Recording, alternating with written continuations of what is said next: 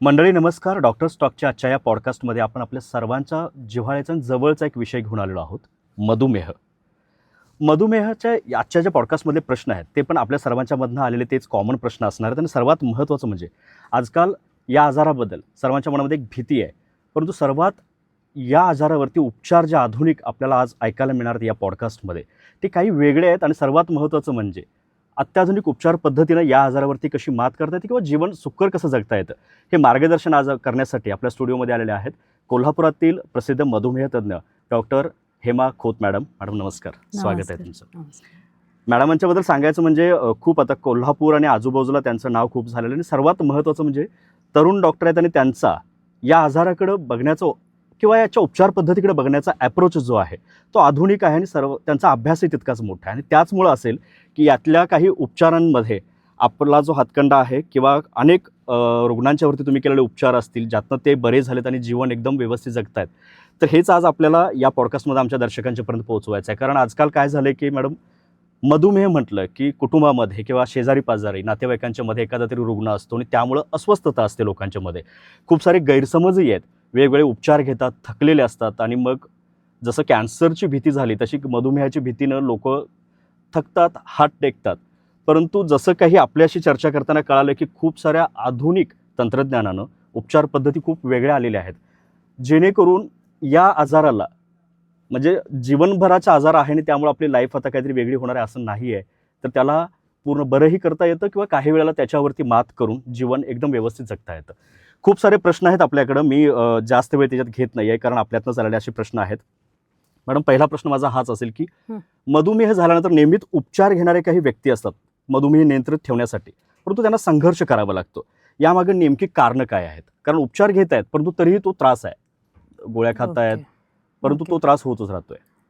Mainly हे त्रास आपण 2-3 विभागामध्ये बघू शकतो. की म्हणजे एक तर आपलं ट्रीटमेंट कशाबद्दल चालू असते. Mostly traditional treatment for diabetes जे आहेत ते नंबरवरती कॉन्सन्ट्रेट करतात. नंबर म्हणजे शुगर नंबर, फास्टिंग एवढा आला, HbA1c एवढा आला, PP एवढा आला, अरे 200 झालं का, 400 झालं का, हाच विषय असते, आकडेवारीत असते. हो. तर आता नवीन पद्धती जे आहे ना, हे नंबरवरती कॉन्सन्ट्रेट न करता डायबिटीसचं मागचं रूट कॉज जे आहे त्याच्यावरती कॉन्सन्ट्रेट करतोय आम्ही. म्हणजे हे नंबर्स फक्त एक सिम्पटम सारखं, diabetes is just a symptom, hyperglycaemia is just a symptom. त्याच्या मागे मोठा एक बोट आहे which comprises of many metabolic disorders. म्हणजे BP असो, ओबेसिटी असो, फॅटी लिव्हर असो, हृदयाचा आजार असो, हे सगळं मधुमेहाबरोबरच सुरू करतात. काही आजार पुढं लवकर दिसून येतात आणि काही आजार मागे असतात. इव्हेंच्युअली एक हे जे कट ऑफ लाईन झाल्यावर सगळेच एका पेशंटमध्ये आपल्याला दिसायला मिळतात. जसं की तुम्ही ऐकलं असणार तुमचे ग्रुपमध्ये वगैरे, शुगर होती, आता अटॅक आली, किंवा आधी शुगर आलेली, BP न होतं, आता BPचं पण गोळ्या चालू झाले, नाही BP होती, आता शुगर पण डिटेक्ट झालाय. हे कशामुळे होते की हे संघर्ष जे आहे, आम्ही फक्त शुगरला ॲड्रेस करून ट्रीट केलं तर हे प्रॉब्लेम राहते. ज्यावेळी आपण त्याच्या मागचं बोट जे आहे, ज्याच्यामधले बाकी सगळे कंपोनेंट्स आहेत, बरोबर, ते सगळे कशामुळं या लागलेत ह्याच्या मागचं रूट कॉज जे आहे ना, जर आपण त्याला ट्रीट केलं तर त्या आजारासाठी ते इतर गोष्टी पण सपोर्टिव्ह असतात आणि एकमेकांशी संलग्नित आहेत त्या गोष्टी. त्याच्याकडे आपण बघत नाही आणि फक्त त्या डायबिटीसवरती उपचार करतो. That was the traditional method.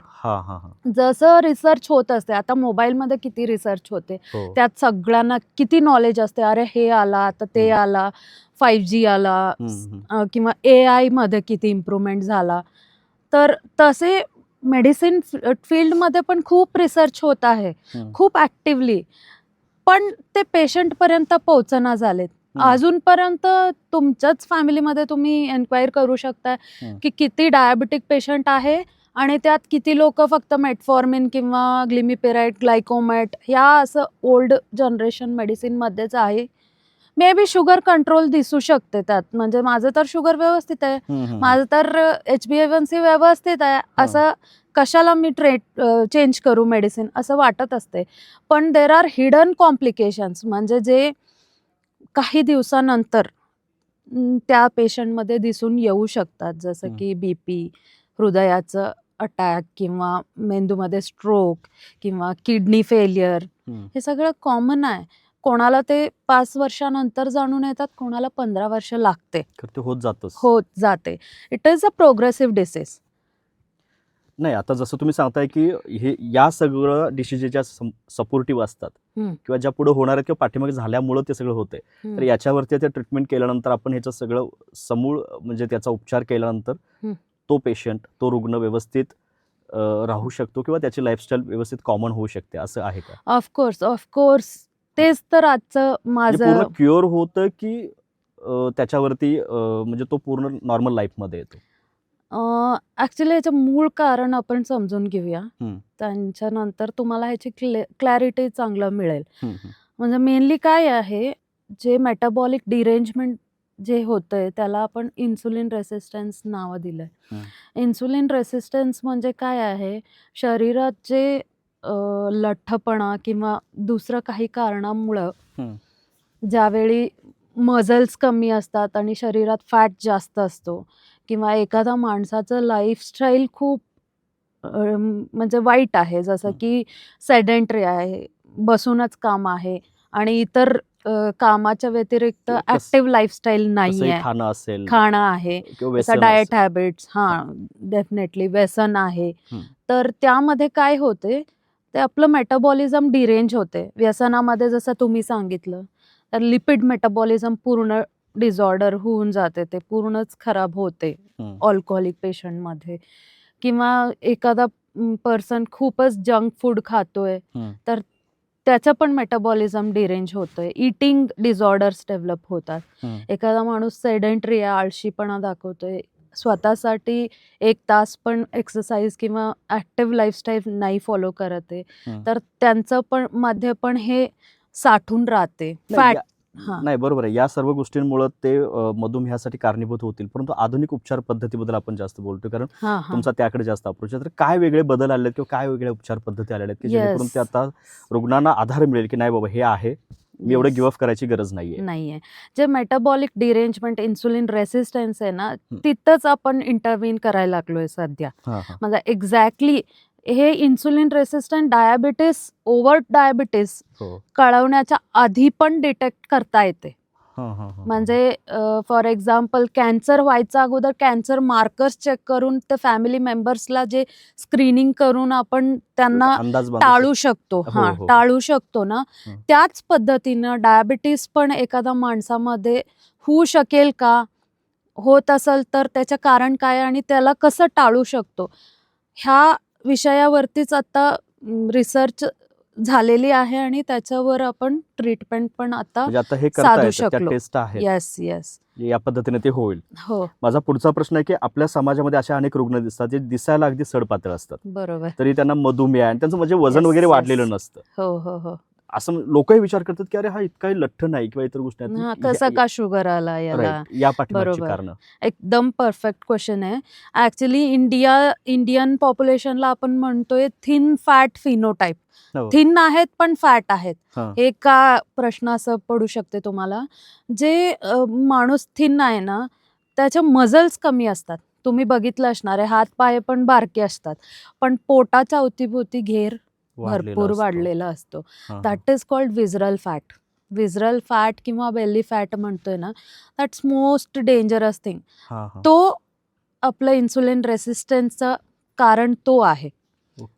तो फॅट मेटाबॉलिकली ॲक्टिव्ह असते, ते इन्सुलिन रेसिस्टन्सला वाढवते. त्यामुळंच डायबिटीस असो, डिस्लिपिडिमिया असो, हायपर टेन्शन असो किंवा स्ट्रोक असो, हायपर अथिरोस्क्लेरोसिस असो, हे सगळं मेटाबॉलिक डिसऑर्डर्स, फॅटी लिव्हर त्याच्यामुळेच होतात. आता बॅली फॅटबद्दल म्हणजे पोटाच्या बाजूचा घेर जो असतो, या फॅटबद्दल तुम्ही बोललात. आजकाल ते खूप पाहायला मिळते, कॉमन आहे, लोक तेवढं दुर्लक्ष पण करतात, कारण त्यांची जीवनशैली असेल, कामाच्या पद्धती खूप बिझी असल्यामुळं. तोच प्रश्न माझा पुढचा आहे की शरीराच्या एकूण वजनापेक्षा पोटाची चरबी हं. ज्याला आपण बेली फॅट म्हणतो ते आरोग्यासाठी खरंच इतकं घातक आहे का? आणि असल्यास ते किती धोकादायक मानलं पाहिजे? ॲक्च्युली एकदम करेक्ट आहे आणि मला सांगायचंच होता, की ओव्हरऑल एखादा माणूस 80 किलोचा आहे. ठीक आहे. एक्झाम्पल घेऊया आपण 2 माणसं. एक माणूस आहे 80 किलोचं, दुसरा आहे 60 किलोचं. आपल्याला मागचं इम्प्रेशन काय असते, 80 किलोचा माणूस जास्त अनहेल्दी आहे हो, आणि 60 किलोचा माणूस फिट आहे असं वाटते. बरोबर. पण हे चुकीचं विचार आहे. इंडियामध्ये एस्पेशली इंडियामध्ये चुकीचं आहे. बिकॉज इंडियामध्ये काय झालेलं आहे, माणसं थिनच असतात आणि त्यांचा मसल मास पण कमी असतो. पण हां. एखादा माणूस फॅट असलं, त्याचं सॉरी फॅट नाही म्हणत आहे मी, एक वेल मोठ- बिल्ट असेल हां, किंवा जास्त. वजन थोडं जास्त. आखाड्यावरती वजन जास्त दिसते आम्हाला 80. हं. पण त्यांचं मजल जर जास्त असेल म्हणजे हं. हात पाय मोठे दिसत असेल आणि जास्त मजल मास असेल ना, हं. त्यांच्यात इन्सुलिन सेन्सिटिव्हिटी जास्त असतो. हं, हं, हं, हं. बट पोटाच्या अवतीभोवतीचा घेर ज्याला आपण वेस्ट सर्कम्फरन्स म्हणून कॅल्क्युलेट करतो मेडिसिनमध्ये. हं. तर वेस्ट सर्कम्फरन्स कोणाचं जास्त आहे ना, त्यांच्यात विजरल फॅट जास्त असतो, जे धोकादायक आहे. म्हणजे तो स्लिम असू देत, बारीक असला तरी त्याच्या पोटाभोवती वेस्ट right, सर्कम्फरन्स आपल्याला हे खरंच धोकादायक आहे. खूप खूप खूप धोकादायक. दुर्लक्ष केलं जाते मॅडम याकडे, कारण सहसा लोक एकच बघतात की माझं वजन खूप किंवा जाड एखादा असला तर अरे काळजी घे बाबा, तू असं असं होशील. परंतु त्याला खरंच दर्शकांनी सुद्धा ह्याच्याकडे लक्ष द्यायची गरज आहे की तिथं घाबरण्याचं कारण नाही, परंतु असं जर फॅट असेल किंवा जशी काही तुम्ही अजून काही गोष्टी सांगितल्यात की त्याच्या हे शरीरावरती अशी अशी जर लक्षणं असतील तर त्यांना मधुमेह आणि पुढे असे काही गंभीर आजार उद्भवण्याची शक्यता असते. माझा पुढचा प्रश्न त्याच्याशी संबंधित आहे की इन्सुलिन. सध्या इन्सुलिन रेझिस्टन्स या शब्दाची खूप चर्चा ऐकायला मिळते. तर या शब्दाचा नेमका अर्थ काय आणि ती शरीरात प्रक्रिया जी होती ती कशी पार पडते? ओके. इन्सुलिन रेसिस्टन्स आता वाईडली म्हणजे हो, हो. It is all over the world. तुम्ही इंटरनेटमध्ये बघाल तर त्याच्या बाबतीत खूप डिस्कशन होत आहे. इन्सुलिन रेसिस्टन्स म्हणजे काय आहे, शरीरात इन्सुलिन प्रोड्यूस होतंय, जेवढं हवंय त्या प्रमाणात होतंय किंवा त्याच्यापेक्षा जास्त प्रमाणात होतंय, पण ते योग्य ठिकाणी स्वतःचं काम करू शकत नाही. म्हणजे इमॅजिन करा तुम्ही एक घराला आपलं शरीर मानू आपण. त्यात बरेच कोल्या आहेत. कोल्याला आपण लॉक करून ठेवलाय. सगळे लॉक्स एक कीने उघडतात, त्याचं नाव आहे इन्सुलिन. आणि आपल्या लॉबीमध्ये भरपूर शुगर बसलेला आहे, त्याला आत जायचंय. म्हणजे मधलं जे लॉबी किंवा पॅसेज एरिया आहे, जे वर्किंग एरिया आहे, ते मोकळं राहायला पाहिजे. पण आपलं लॉकच सगळे रस्टी झालेत, म्हणजे जंग धरलेला आहे. त्यावेळी तुम्ही कुठलं पण की व्यवस्थित की वापरलं तरी लॉक उघडणार नाहीये आणि इन्सुलिन काम करणार नाहीये. आणि त्याच्यामुळे शुगर जे बाहेर आहे ते आत जाऊ शकत नाही रूममध्ये. त्यामुळे काय होते, शरीरात म्हणजे रक्तात वाहत राहते शुगर.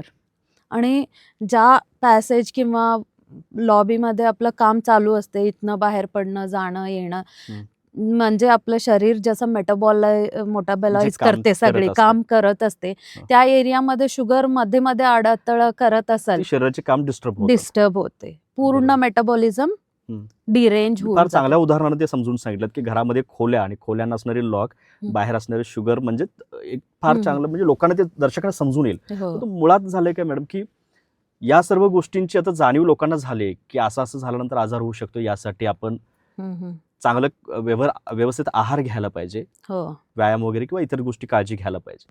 या होत नाहीत खूप कारणांमुळे, त्यांच्या कामांच्या गोष्टीमुळे असेल किंवा अनेक गोष्टीमुळे. तर या आता जसं तुम्ही मगाशी सांगितलं की त्याला मेडिकल आता काही टेस्ट पण आलेले आहेत, तर आधी असे काही टेस्ट किंवा आपल्याकडे काही उपलब्ध आहेत का, किंवा आपल्या क्लिनिकचा पत्ता एक दर्शकांच्या पर्यंत जाऊ दे त्यात की इथं आल्यानंतर आम्हाला ह्या टेस्ट करून ठीक आहे बाबा मी आता हेल्दी, आणि पुढे हे होऊ नये यासाठी आपल्याकडनं त्या प्रिकॉशन्स आणि काळजी आपल्याकडनं कळतील. हे डायबिटीस जसं मी आधी पण कोट केलं की diabetes is just a symptom of many of the metabolic disorders. म्हणजे हे फक्त एक पार्ट आहे, त्याच्या मागे आईसबर्ग, वरचा आईसबर्ग आहे, खाली भरपूर त्याचे स्पेक्ट्रम आहेत मेटाबॉलिक डिसऑर्डर्स. तर याला मोठा सगळ्यात मोठा जो आहे तो खालीच आहे. हो, खाली, जास्त खालीच आहे, त्यामुळं दिसून येत नाही. त्यासाठी एव्हरी 6 मंथली या 1 इयरली ज्यांच्या आई वडिलांना डायबिटीस आहे, ज्यांचं फॅमिलीमध्ये म्हणजे भाऊ बंधू किंवा बहीण जे डायबिटिक आहे, किंवा ज्यांना ओबेसिटीचा प्रॉब्लेम आहे. आता ओबेसिटीचं डेफिनेशन तर तुम्हाला माहीतच आहे, हो. जास्त वजन स्थूलपणा. असलेलं. हं. Yes, yes. माझा पुढचा प्रश्न मॅडम असा आहे, की एकंदरीत आता जसं तुम्ही सांगितलंत, की आधुनिक उपचार पद्धती याच्यावरती खूप मोठमोठ्या आहेत. हा रोग खूप वेगानं वाढताना सर्वच जण बघतायत. दर्शकांना सुद्धा, आता पाहणाऱ्यांना सुद्धा मनामध्ये कुठेतरी एक भीती असते, की माझ्या घरी किंवा मला आजूबाजूला माझ्या मुलाबाळांना कुणाला होऊ नये. हे होऊ नये यासाठी आता काही प्रिकॉशन्स, व्यायाम असेल, आहारातले बदल हे करण्याची गरज आहे. सर्वांना ते माहीत आहे, परंतु ते करू शकत नाहीत कामांच्या व्यस्त वेळांमुळे असेल किंवा खूप प्रवास, इतर गोष्टींमुळं. तर हे होण्याच्या आधी काही टेस्ट, जसं मगाशी सुरुवातीलाच तुम्ही सांगितलं, तर त्या आपल्या इथं उपलब्ध आहेत का? किंवा त्याच्यासाठी काय करायला पाहिजे? आता आपल्या क्लिनिकचं तुमचे शिबिरही त्याबद्दलचे असतात. तर याबद्दल एक थोडक्यात माहिती. येस.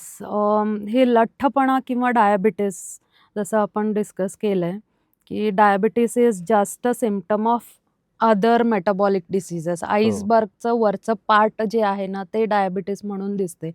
खाली त्याचं स्पेक्ट्रम ऑफ डिसीजेस आहेत, जसं हायपरटेन्शन, ओबेसिटी आणि हायपरलिपिडिमिया किंवा स्ट्रोक, हे सगळे कॉम्प्लिकेशन्स त्याच्याबरोबर येतातच. हो.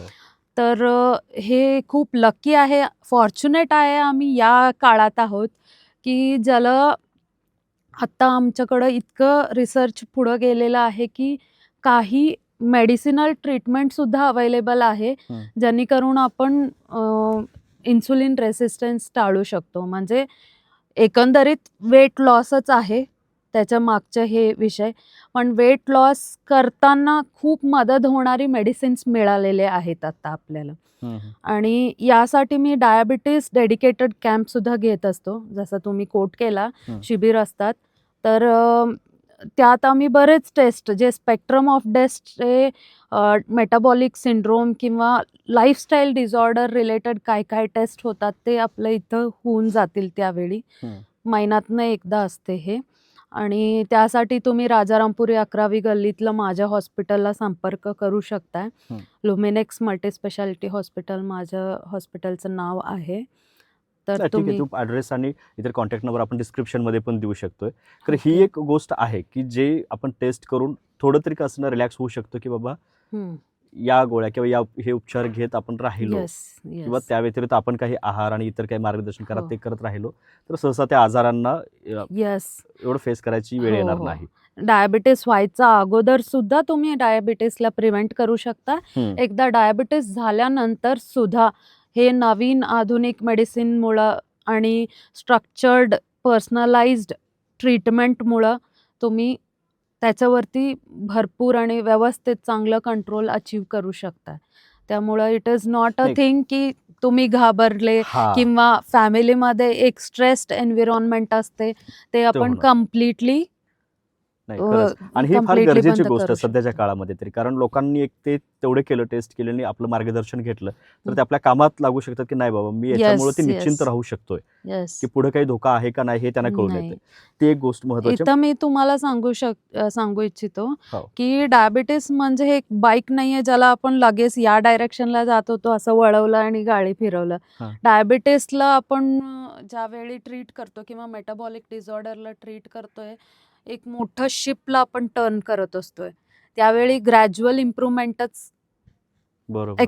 एक्सपेक्टेड आहे आणि स्लोली आपलं जे लाईफस्टाईल आहे ते बदलत राहते. पण एकदा शिप आपलं डायरेक्शन चेंज केलं, तर मग परत वळत नाहीये. म्हणजे ओके. एकदा when you come in right track ना, परत तुमचं जे म्हणजे तो कॉम्प्लिकेशन आहे. टर्न घ्यायला वेळ जाईल. तुमचं हो, म्हणणं काय, हो. की तो पेशन्स जर आपण ठेवला, येस, येस. तर परत ते काही वळत नाही, आपण तो टर्न येस, घेऊ शकतो. Yes, yes. खरंच ग्रेट. म्हणजे तो एक ही एक पद्धत जी आहे, हम्म. दर्शकांना महत्त्वाचा मुद्दा आम्हाला हाच पोहोचवायचा आहे. आमच्या डॉक्टर स्टॉकचा मुळात उद्देशच असा आहे, की लोक हेल्थ कॉन्शियस झालेत, परंतु नेमके Yes. उपचार कुठे घ्यायचे, काय घ्यायला Yes. पाहिजे, किंवा हम्म. तो आजार होऊच नये, किंवा तो Yes. होणार असेल तर त्याच्या आधी काय काय टेस्ट करायला पाहिजे. तर Yes. यांचं एक मार्गदर्शन, फार चांगला मुद्दा तुम्ही सांगितलात. मला पुढचा जो प्रश्न घ्यायचा इन्शुलन्स रेजिस्टन्सच्या बद्दलचा, तो टाळण्यासाठी आपण आपल्या जीवनशैलीत नेमके कोणते प्रतिबंधात्मक उपाय केले पाहिजेत? येस, ॲक्च्युली हे अगेन एव्हरीथिंग सगळ्यासाठी मॅडम हेच सांगताय असं वाटू शकते तुम्हाला. हां. पण इन्सुलिन रेसिस्टन्स प्रिव्हेंट करण्यासाठी आधीपासून आपलं किचनमध्ये चेंजेस व्हायला पाहिजे. आय मीन डाएट आपण सांगतोयच नेहमी, डाएट करा, व्यवस्थित एक्सरसाइज करा, हो शुगर घेऊ नका, जास्त प्रोसेस्ड फूड घेऊ नका, हे सांगणं खूप सोपं आहे. कोणी पण ते टाळणं होत नाही.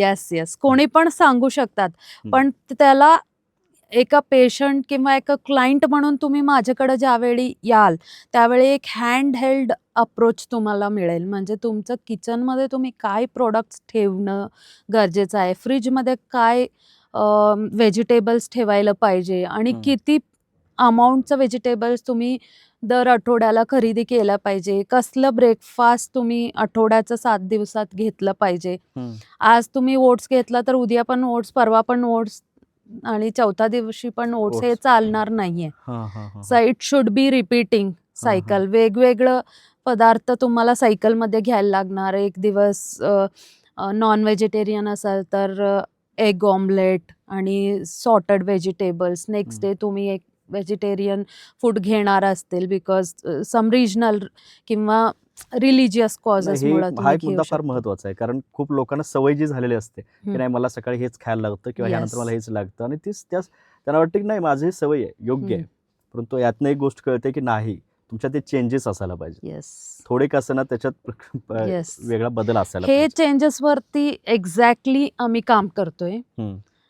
तर तुम्ही आमचं फक्त पेशंट ज्यावेळी आठवड्यातनं एकदा किंवा महिन्यातनं एकदा येऊन भेटणारी गेस्ट नाही राहणार. आम्ही तुमच्या किचनमध्ये घुसतोय, म्हणजे तुमच्या प्रत्येक बारीक डिटेल्स बघणार.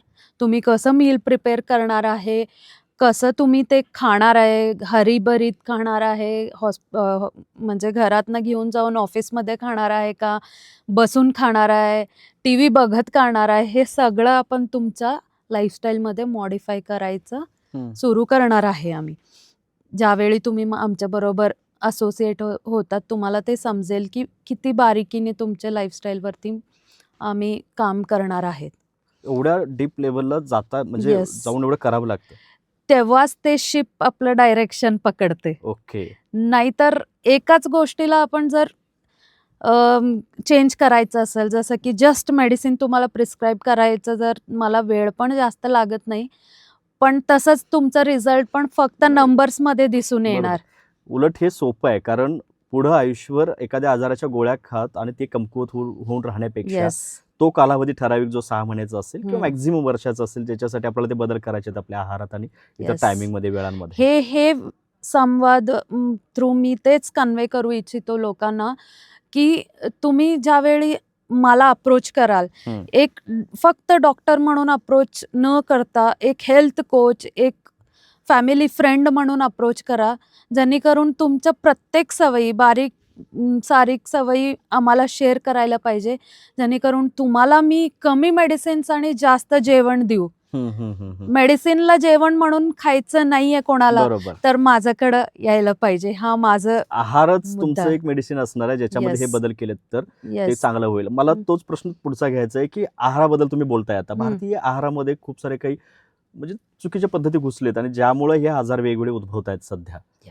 तर याबद्दल काय सांगा? ठीक आहे, आम्ही पहिल्यापासून सुरू करूया. आधी जे इंडियन ट्रेडिशनल फूड होतं त्यात होल ग्रेन्स जास्त वापर केले जात होते.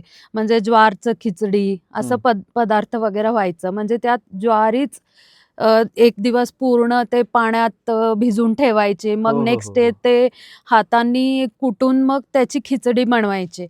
पण आत्ताच्या हल्लीचं कसं झालंय, एकदम सगळं सोपं पाहिजे आम्हाला, रेडी टू ईट. जसं ब्रेड यूज करतोय, रेडी टू ईट, आणि दॅट इज पॅकेज.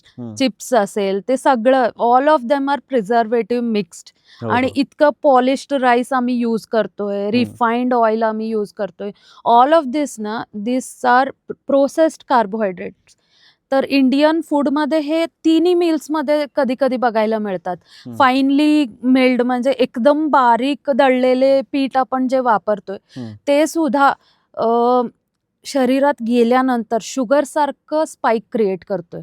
म्हणजे एखादा व्यक्ती डायरेक्ट शुगर खाल्लं किंवा ते एकदम बारीक दळलेलं पावडरनी बनवलेलं भाकरी किंवा चपाती खाल्लं, दोन्ही सेम इफेक्ट दाखवतात शुगरमध्ये, म्हणजे शुगर स्पाइक मध्ये.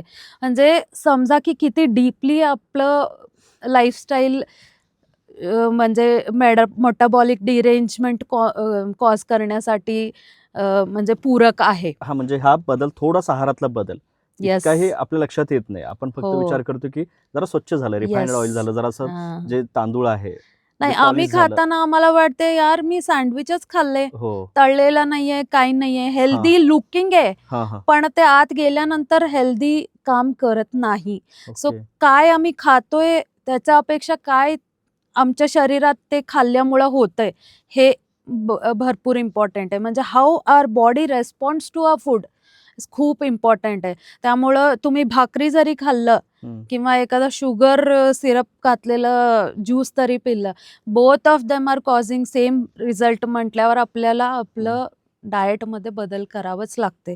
आणि one more thing, India is diabetic capital of the world. म्हणजे अख्खं जगात डायबिटीसच्या हायेस्ट नंबर ऑफ पेशंट्स इंडियामध्ये आहे. कशामुळे जास्त करून असतं? या that is the Food. Main thing. आपलं लाईफस्टाईल सगळीकडनं बदललेलं आहे. हं, हं. मोर जे आपलं माणसं जे फील्ड वर्क करत होते ते हळू कन्वर्ट करत कोणतंही शेतकरीचा मुलगा कोण शेतकरी होत नाहीये. हो. म्हणजे everyone want to sit and work in AC Yes. And all. हं. करणं चुकीचं नाहीये, पण त्याच्याबरोबर आपलं शरीराला लागते तेवढं ऍक्टिव्हिटी पण पाहिजे. केलं पाहिजे. हो. पण ते होत नाहीये. आळसीपणा वाढलेला आहे. एखादा माणसाला भेटायचं लांब जात होतो त्यावेळी. हां. आता फोनवरती किंवा व्हिडिओ किंवा कॉलवरती शेजारी जरी संवाद निघालो होतोय. तरी गाडी घेऊन जातो. गाडी घेऊन जातोय. होय. ते झालेलं एक ॲक्टिव्हिटीमध्ये. आणि जेवणामध्ये जसं मी सांगितलं एव्हरीथिंग सोपं, लेस टाईम कन्झ्युमिंग तसं असते. एक सिट्टी वाजलं की झालं राईस रेडी. त्यावेळी खूप वेळ लागायचं राईस हां. कुक करायला. सो पॉलिश्ड राईस हे सगळं हे सर्व गोष्टी आता आहेतच. जेणेकरून आता बऱ्यापैकी लोकांना हे इंटरनेटवरून आजूबाजूला वेगवेगळ्या माध्यमातून ऐकून हे कळालेल्या गोष्टी आहेत. त्या पाळू शकत नाहीत. काही कारणांमुळे पाळू शकत नाहीत. त्यानंतर काही आजार होतात. जसं की तुम्ही सांगितलं की हे होऊ नयेत यासाठी सुद्धा काही आधीच्या टेस्ट आहेत त्या आपल्याकडे येऊन लोक करतीलच. परंतु जसं आम्ही मुलाखतीच्या सुरुवातीला सांगितलं की आपला दृष्टिकोन किंवा आपला अप्रोच या ट्रीटमेंटकडे फार अत्याधुनिक आहे, आधुनिक आहे. तर तो काय वेगळा आहे जेणेकरून या पेशंट्सना त्याच्यातनं अजून आधार मिळेल? येस. शुगर पेशंटला एक फक्त शुगर नंबर्स वरती ट्रीट न करता त्याचं मूळ कारण काय आहे ते बघून आणि त्याच्यावरती एकदम स्ट्रक्चर्ड पर्सनलाइज्ड मेथडनी आम्ही ट्रीट करतोय. आणि त्यात कसं प्रिस्क्रिप्शन फक्त देत नाही, औषधच फक्त, म्हणजे हा हां, आजार दिसतो फक्त. याला हे नको. येस. म्हणजे सुरुवातीला पहिल्या प्रश्नाला जे तुम्ही उत्तर दिलं होतं की मुळात तो आजार निर्माण होण्यासाठी खूप सारे बेसिक गोष्टी किंवा येस. त्या आजारातनं अजून काहीतरी निर्माण होणार असतात खूप साऱ्या हो गोष्टी. हो. तर या सर्वांना तुम्ही गृहीत धरून ती ट्रीटमेंट देत असता. Yes. Not just the medicine. Yes. जर आपण फक्त मेडिसिन देत राहिलो तर ते शॉर्ट टर्म आपल्याला बेनिफिट देते. जसं की एखादा नळ चालू आहे आणि आम्ही मॉप करतोय, म्हणजे फरशी पुसतोय आणि नळ चालूच आहे. टेम्पररीली ते ड्राय होत आहे, मग थोड्या वेळाने परत पाणी पाणी पडणार पडणारच आहे. आणि पाय घसरणारच. बरोबर. तर तसं होत राहिलं की मूळ मग कॉजच पाण्याचं जिथून Yes. येते तिथं आपण जर बंद केला बरोबर. तर मग परत त्याच्या रिलेटेड कॉम्प्लिकेशन्स वगैरे होणं टाळू शकते. त्या डायबिटीज बद्दल आता खूप सारं बोलण्यासारखं आहे. प्रश्न तर आपल्याकडे खूप आहेत. आपल्याला वेळेचं एक थोडं बंधन पाळायचं आहे. महत्त्वाचं म्हणजे आम्हाला दर्शकांच्या पर्यंत हेच मुद्दे पोहोचवायचे होते की मधुमेह, डायबिटीज आपल्या आजूबाजूला सध्या कॉमन आजार आपल्याला पाहायला मिळतोय, परंतु त्याच्यामुळे उद्भवणारे खूप सारे गंभीर आजार आहेत किंवा त्या गंभीर आजारांमुळे तो डायबिटीज होत असतोय. तर याला सर्वांना घाबरण्याचं कारण नाही. खूप अत्याधुनिक आणि आधुनिक उपचार पद्धती आपल्या कोल्हापूरमध्ये उपलब्ध आहेत. राजारामपुरीमध्ये मॅडम प्रॅक्टिस करतात. या ठिकाणी सुद्धा आपण कधीही व्हिजिट करू शकता 11व्या गल्लीमध्ये. तर इथं जसं मॅडमने सांगितलं की फक्त त्या रोगावरती उपचार नाहीये, तर त्याचा बेस कॉज किंवा इतर सगळे जे सपोर्टिंग गोष्टी आहेत तर सर्वांना गृहीत धरून तो उपचार होतो. त्यामुळे याला घाबरण्यासारखं काही कारण नाही. खूप वेळेला आपण फार निराश होतो, गिव्ह अप करतो. असे काही पेशंट आहेत मॅडम, फार तरुण वयामध्ये 30-31 वर्षी ते डिटेक्ट झाल्यानंतर ना तिथून पुढे ते नैराश्यामध्येच जगत राहतात की आता माझ्या आयुष्यात काय असणार आहे, ही एक विचारधारा राहते. परंतु काही तसं नाही, फार नॉर्मल लाईफ किंवा त्याच्यापेक्षा ऍक्टिव्ह लाईफ आपल्याला जगता येऊ शकते अशा तज्ञांच्याकडे आपण जर मार्गदर्शन घेतलं तर. खरंच खूप सारं बोलण्यासारख्या गोष्टी आहेत. आपल्याकडे प्रश्नही तेवढे आहेत. आपण वेळात वेळ दिलात. आपल्याला थोडक्यात हे मार्गदर्शन दर्शकांच्या पर्यंत पोहोचवायचं होतं. पुन्हा एकदा मी आपले आभार मानतो. धन्यवाद.